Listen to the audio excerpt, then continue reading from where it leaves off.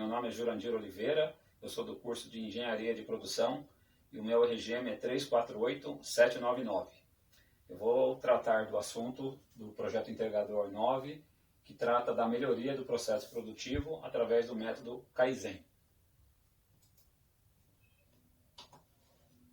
O que é o Kaizen? O Kaizen é um termo japonês que significa mudar para melhor.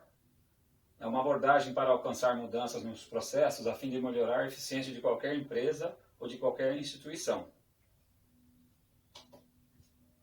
Nesse slide eu apresento algumas etapas, por exemplo, a documentação da realidade em que a empresa se encontra, a identificação dos desperdícios, os planos de ações, a realidade verificada, propriamente dita, as mudanças que vão ser realizadas, as verificações dessas mudanças, a mensuração dos resultados que vão ser obtidos através desse projeto, a padronização do processo de fabricação e, por final, a celebração dos resultados obtidos.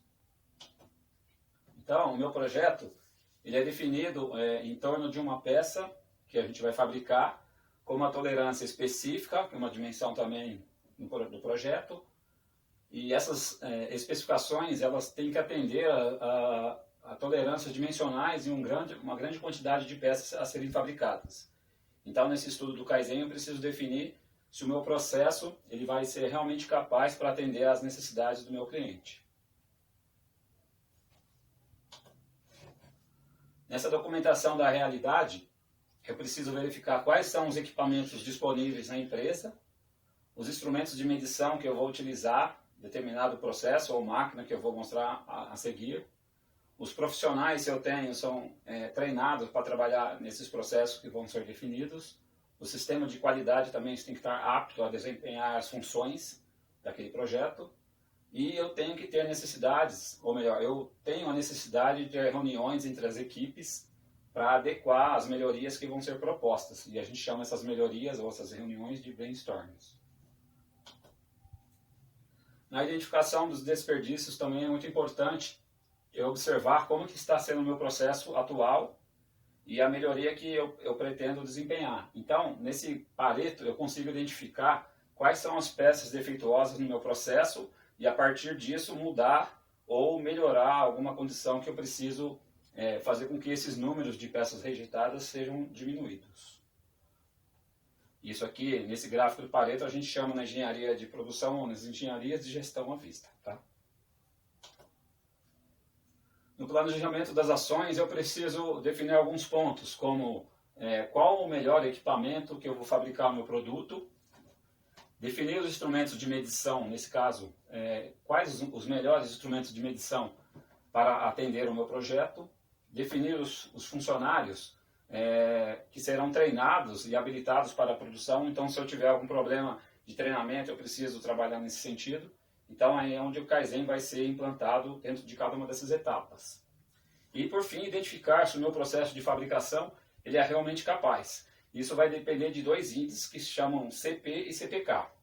Então, eu vou ter duas máquinas disponíveis para estar trabalhando esse Kaizen, que, como a gente consegue observar, do lado esquerdo eu tenho um torno convencional e do lado direito eu posso utilizar, dependendo das minhas ações, um torno CNC, onde ele vai ter uma produtividade melhor e as dimensões podem ser ou não melhores controladas. Isso vai depender da etapa do meu estudo aqui.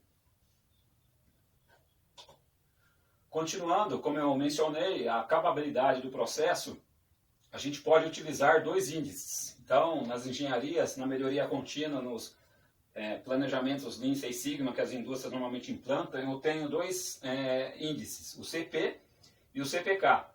Através dos limites superiores e inferiores de especificação, eu preciso ter uma combinação desses dois fatores para que eu consiga identificar se o meu processo realmente vai ser capaz de produzir aquelas peças com as tolerâncias do projeto. Nessa parte que menciona o índice CP, eu tenho um indicador que vai refletir o potencial do processo e se a média estiver perfeitamente centrada entre os limites de especificação.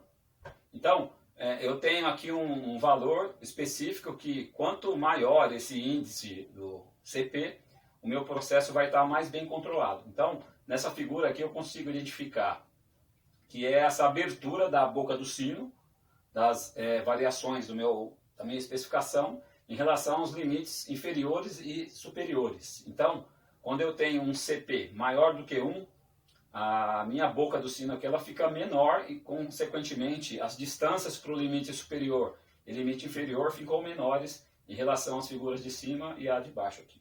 Tá? Então, para um processo que é bastante utilizado na indústria branca, na indústria automobilística, por exemplo, o CP ele é igual a 2 e eu vou ter um valor aqui, uma boca do sino, uma abertura dessa boca do sino bem menor, fazendo com que o controle do processo esteja bem adequado. Por sua vez, eu tenho também a capabilidade do processo que menciona o índice CPK. Então, ao contrário do índice CP, o indicador de CPK ele leva em consideração a falta de centralização do meu processo. Quanto maior o indicador CPK, vai ser maior, ou melhor, vai ser mais fácil de eu conseguir centralizar o meu processo de acordo com os limites inferior e superior. Então, como está colocado aqui, quando eu tenho um CP e um CPK igual a 1, eu vou ter essa distribuição aqui da minha boca do sino, ou seja, dos limites de fabricação da peça em relação aos limites inferiores e superiores. Só que ao passo, se eu tiver o CPK menor do que 1, eu posso ter um risco dessa fabricação ou do controle do meu processo estar variando do lado direito ou do lado esquerdo dos limites, fazendo com que eu não consiga ter uma precisão ou uma adequação desse meu processo de fabricação. Então, avaliando os processos que eu tenho dentro da empresa para eu chegar naquela igualdade de CP e CPK, ou melhor, eu colocar os índices com que eu consiga centralizar o meu processo e ter a boca do sino mais fechada possível para que eu tenha uma distância considerável além dos limites superior e inferior, eu preciso avaliar o que eu tenho na minha indústria. Então, aqui eu coloquei uma parte uma definição onde eu consigo colocar uma máquina convencional para fabricar aquele produto. E aqui eu vou utilizar um método de medição com um instrumento analógico. E aqui eu consigo descrever como que foi esse processo. Então ele se torna incapaz, ou seja, meu CP vai ser baixo devido à variação maior que a faixa dos limites de especificação, né, com esse CPK baixo, baixo, devido a essa distribuição estar centrada. Então, eu vou ter aqui uma distribuição centrada, porém, eu vou ter um problema com relação aos limites superiores e inferiores. Então, meu processo ele não se torna capaz porque eu posso fugir dos limites de fabricação dessa peça. E aí, fazendo uma análise com esse Kaizen, é justamente nesse ponto que o projeto ele vai ser abordado, ou ele vai ser centralizado, né? Então, novamente, com a fabricação desse produto, eu consigo mudar a minha estratégia. Eu coloco uma máquina que é um torno CNC, que vai ter uma precisão maior na confecção das tolerâncias dessa peça, e aqui eu consigo mudar também os meus instrumentos de medição, fazendo com que a parte da medição desse componente seja mais precisa, com os funcionários também treinados para utilizar esses instrumentos, e aí eu faço com que o meu CP ele se torne um valor alto e meu CPK também se torne um valor alto. O que se resume dessa parte? Eu consigo aqui mostrar nessa figura do lado esquerdo que a boca do sino está bem pequena, que é o valor de CP, e a centralização, ou seja, eu não estou deslocando as variações do meu processo nem para a direita e nem para a esquerda dos limites, fazendo com que o meu processo seja altamente capaz de fabricação desses componentes. Então, nessa avaliação do Kaizen dentro desse processo, eu avaliei um processo anterior e decidi por esse processo porque eu consigo fazer com que os dois valores de CP e CPK se tornem altos. Tá?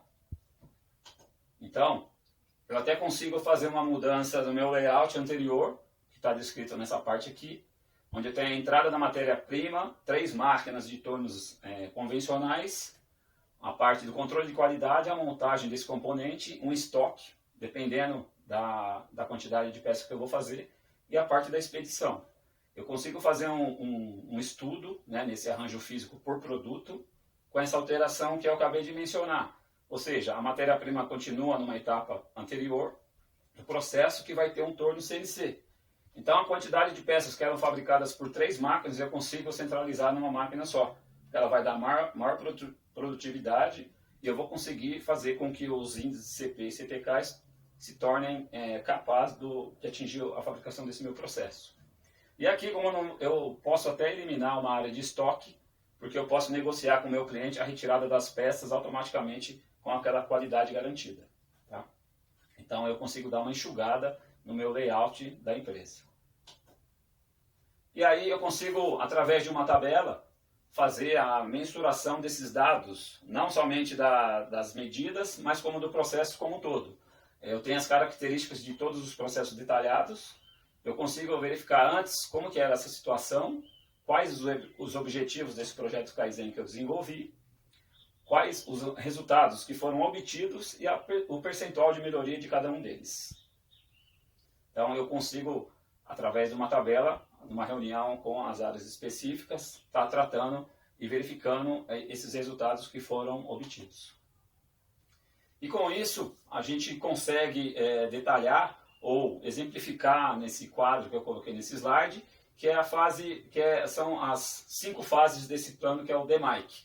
Ou seja, a parte de definição, aquilo que foi colocado no início do projeto, a fase de medição, a fase de análise de todas essas problemáticas que podem acontecer durante o projeto, a parte de melhoria contínua, né, que é o improvement, e o final, que é a parte de controle, ou seja, esse ciclo deve ser mantido para que o projeto, mesmo tendo esses ganhos, eles não tenham alguma definição de problemas durante a fabricação desse produto. Ou seja, eu posso ter uma falta de manutenção da máquina, eu posso ter algum tipo de descontrole, que se eu não fizer esse processo do DMAIC, eu posso ter algumas perdas durante o meu processo.